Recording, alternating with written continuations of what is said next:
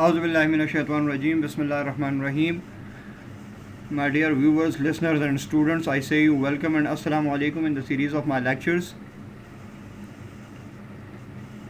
First of all, going to the lecture, the hadith of the day is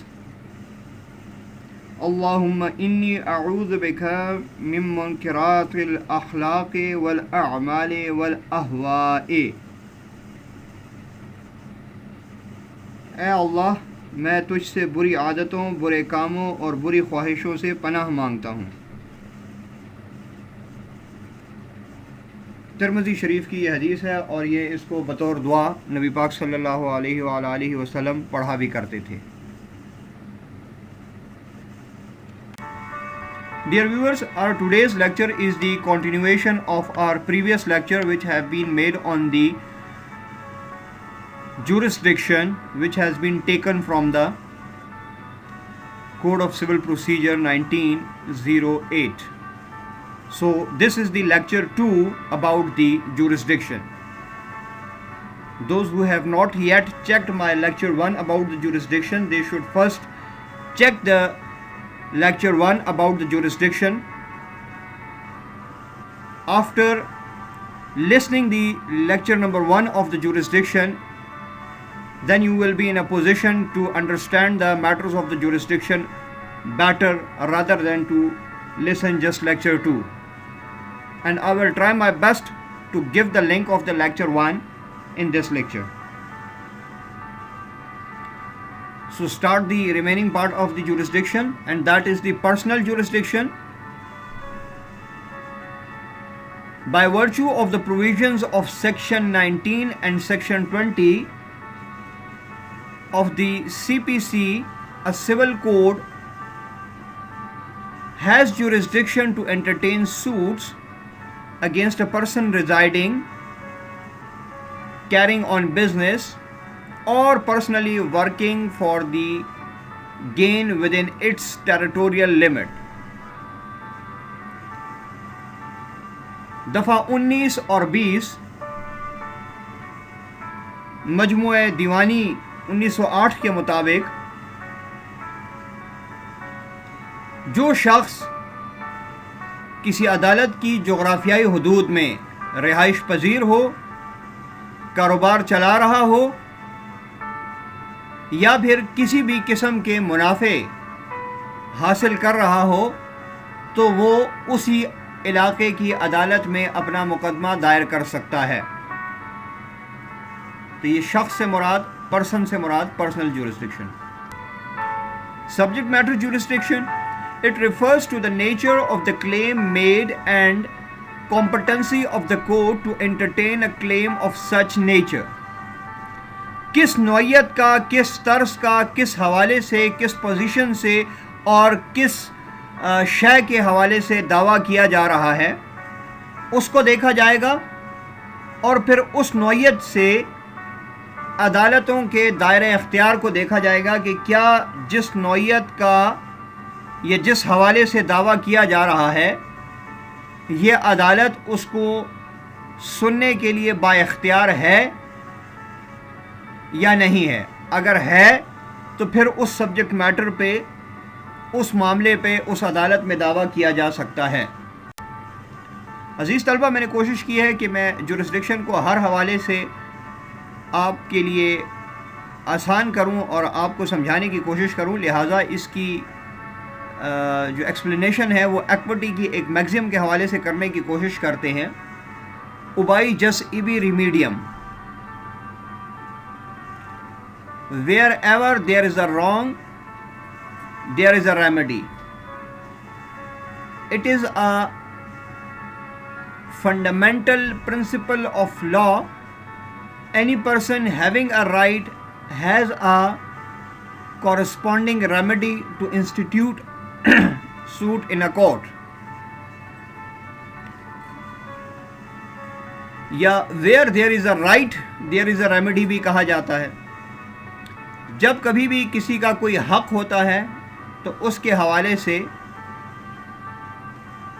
دادرسی موجود ہوتی ہے، یا جب کبھی کسی کے ساتھ کوئی غلطی یا غیر قانونیت ہو جاتی ہے تو اس کے حوالے سے قانون موجود ہوتا ہے.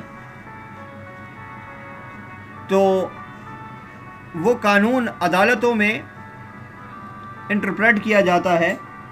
اس لیے یہ قانون کا بنیادی اصول ہے کہ جب کبھی بھی کسی کے ساتھ کسی قسم کی کوئی ایسی حرکت ہو جس میں اس کا رائٹ وائلیٹ ہوا ہو، رائٹ انفرنج ہوا ہو، تو اس کو ریلیف دلوانے کے لیے عدالتیں موجود ہوتی ہیں. بس عدالت کا دائرہ اختیار درست ہونا چاہیے جس عدالت میں کوئی پٹیشنر اپنی پلینٹ کو فائل کرتا ہے. بارز اپون جورسڈکشن، وہ کون سے معاملات ہیں جہاں پر کہ جورسڈکشن آف دا کورٹ پر پابندی ہے. مطلب یہ ہے کہ عدالت کے پاس دائرہ اختیار سماعت نہیں ہے. Following are the bars by the civil procedure code, اور یہ بارز سول پروسیجر نے خود ہی بیان کیے ہیں. نمبر 1 ایبسولوٹ بار، اس میں چند ایک صورتیں ہیں جن کی صورت میں عدالت میں مقدمہ نہیں سنوایا جا سکتا. ریس سب جوڈس انڈر سیکشن 10، اس کے اوپر میرا آلریڈی ڈیٹیل لیکچر موجود ہے، وہاں سے دیکھا جا سکتا ہے. Number 2 res judicata under section 11، res judicata کے اوپر بھی میرے ڈیٹیلڈ لیکچرز کی ایک پوری سیریز موجود ہے میرے اسی چینل کے اوپر. جن ساتھیوں نے نہیں دیکھا تو وہ ریس جوڈیکاٹا کی لیکچرز کی سیریز دیکھ سکتے ہیں. Questions to be determined by the court executing decree under 47، جہاں پر کہ اجرائے ڈکری کے متعلق معاملات چل رہے ہوں. 4 restitution under 144، ریسٹیٹیوشن کے معاملات جہاں پر چل رہے ہوں، دعویٰ خارج ہو چکا ہو کسی بھی صورت سے اور اس کو ریسٹور کرانے کے. 5 suit to include the whole claim under order 2 rule 2، order 2 rule 2 کے حوالے سے. 6 decree against plaintiff by default bars fresh suit under order 9 rule 9، جہاں پر کہ پلینٹف کے خلاف ڈکری آ چکی ہو آرڈر 9 رول 9 کے تحت. An insolvent person under order 22 rule 9، order 22 role 9 کے تحت دیوالیہ شخص کے حوالے سے. withdraw of suit اور abandonment of part of claim under order 23 rule 1، order 23 rule 1 میں جہاں پر کہ مقدمہ واپس لیا جا چکا ہو یا پھر اس کے کسی ایک حصے سے انکار کر دیا گیا ہو. At any time after the institution of suit the plaintiff may withdraw his suit، یہ مدعی کے پاس حق ہوتا ہے کہ مقدمہ دائر کرنے کے بعد اور ججمنٹ آنے سے پہلے کسی بھی وقت وہ اپنا مقدمہ واپس لے سکتا ہے. اعوذ باللہ من الشیطان الرجیم، بسم اللہ الرحمن الرحیم. My dear viewers, listeners and students, I say you welcome and assalamu alaikum in the series of my lectures. First of all, going to the lecture, the hadith of the day is Allahumma inni a'udhu bika min munkaratil akhlaqi wal a'mali wal ahwa'i.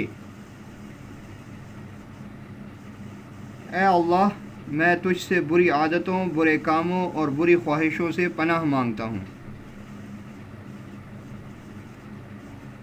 ترمذی شریف کی یہ حدیث ہے اور یہ اس کو بطور دعا نبی پاک صلی اللہ علیہ وآلہ وسلم پڑھا بھی کرتے تھے.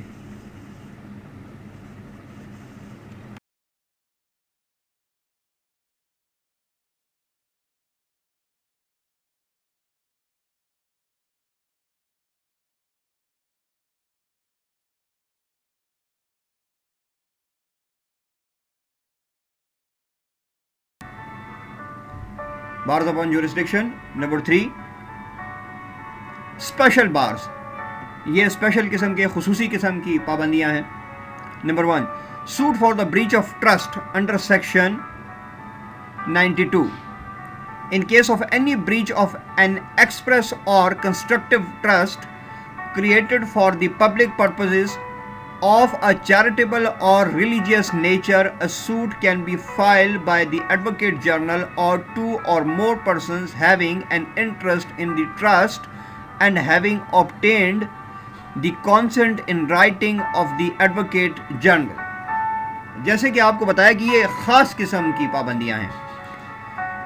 تو breach of trust section number 92 میں ڈیفائنڈ ہے. انشاءاللہ کبھی موقع ملا تو اس پہ علیحدہ سے ایک لیکچر بناؤں گا. لیکن بہرحال یہاں پر اس ٹرسٹ کو کے حوالے سے بات کی جا رہی ہے کہ اگر وہ ٹرسٹ عوام کے لیے، عوام کے مفاد کے لیے یا پھر مذہبی معاملات کی صورت میں وقف کیا گیا ہے جس سے کہ ان لوگوں کو فائدہ ہے، مذہبی یا پھر عوام الناس کو، تو اس حوالے سے عدالت کی جورسڈکشن لمیٹڈ ہے، بار ہے. وہاں پر دعویٰ یا تو ایڈوکیٹ جنرل خود کر سکتے ہیں یا پھر ایسے 2 اشخاص جن کا کہ تعلق یا مفاد اس ٹرسٹ سے وابستہ ہو اور انہوں نے تحریری اجازت حاصل کر رکھی ہو ایڈوکیٹ جنرل سے، تبھی عدالت با اختیار ہوگی ایسے کیس کو سننے کے لیے. اس کے علاوہ کچھ ادر ٹائپس آف بارز ہیں جو کہ میں آپ کو یہاں پر بتا دوں. کرمنل میٹرز کے حوالے سے بھی ہو سکتے ہیں، revenue matters, family matters, acts of state, public policy اور اسپیشل ٹرائیبیونلز. تو ان معاملات میں بھی عدالتوں کی جورسڈکشن کو بار کیا جاتا ہے، عدالتوں کی جورسڈکشنز لمٹ ہو جاتی ہیں اور وہ پھر مخصوص صورتحال میں، مخصوص پروسیجر میں ہی وہاں پر کیسز سنوائے جا سکتے ہیں. Conclusion. A civil court has jurisdiction to try a suit if 2 conditions are fulfilled. اختتامی طور پر ہم یہ کہہ کر اس لیکچر کا اختتام کر سکتے ہیں کہ مندرجہ ذیل میں بیان کردہ 2 صورتوں کو پورا کرنے میں ہی ایک عدالت با اختیار ہوگی کہ وہ کسی کیس کو سن سکے یا اس کے حوالے سے دائرہ اختیار رکھے. وہ کون سی ہیں؟ The suit must be of a civil nature. چونکہ ہم سول لا پڑھ رہے ہیں، سول کوڈز کو ڈسکس کر رہے ہیں، سول میٹرز کی بات کر رہے ہیں، سول ڈسپیوٹس کے حوالے سے ڈسکشن ہو رہی ہے، تو لہٰذا سول میٹرز کو سننے کے لیے سول کورٹ کی ہی جورسڈکشن ہوتی ہے، کرمنل کورٹس کی یا میجسٹریل کورٹس کی جورسڈکشن نہیں ہوتی. And the cognizance of such suit should not have been expressly or impliedly barred.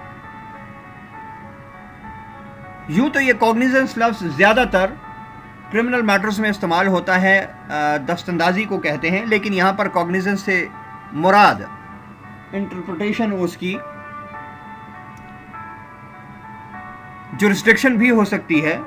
تو یہاں پر کہا گیا ہے کہ عدالت ہر وہ مقدمہ سن سکتی ہے جس کو کہ ایکسپریسلی اور امپلائڈلی بار نہیں کیا گیا، جس کو کہ خصوصاً بول کر، لکھ کر، کہہ کر یا کسی بھی انداز سے، رویے سے، طریقے سے اشارتاً اس عدالت کی جورسڈکشن پر، دائرہ اختیار پر بار نہیں لگائی گئی، اس کو منع نہیں کیا گیا.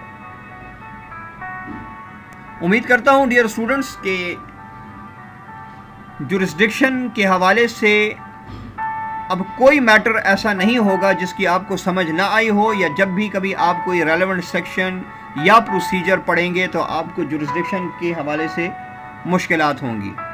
لیکن پھر بھی اگر کسی ساتھی کو کوئی پرابلم ہو، کسی سیگمنٹ کی سمجھ نہ آئی ہو، تو وہ کمنٹس کر کے پوچھ سکتا ہے. اور اگر چینل پہ نئے ہیں تو پھر چینل کو سبسکرائب کر کے بیل نوٹیفیکیشن پریس رکھیں تاکہ نئے آنے والی انفارمیٹیو ویڈیوز آپ کو ٹائملی الرٹس ملتے رہیں. اور لیکچر اچھا لگا تو پھر اس کو لائک ضرور کیجئے اور شیئر اس لیے کیجئے تاکہ آپ کا فائدہ ہوا ہے تو اور ساتھیوں کا بھی فائدہ ہو. انشاءاللہ کسی ایسی ہی انفارمیٹیو لیکچر میں دوبارہ ملاقات ہوگی. جب تک کے لیے اپنا خیال رکھیے اور مجھے اجازت دیجیے. والسلام.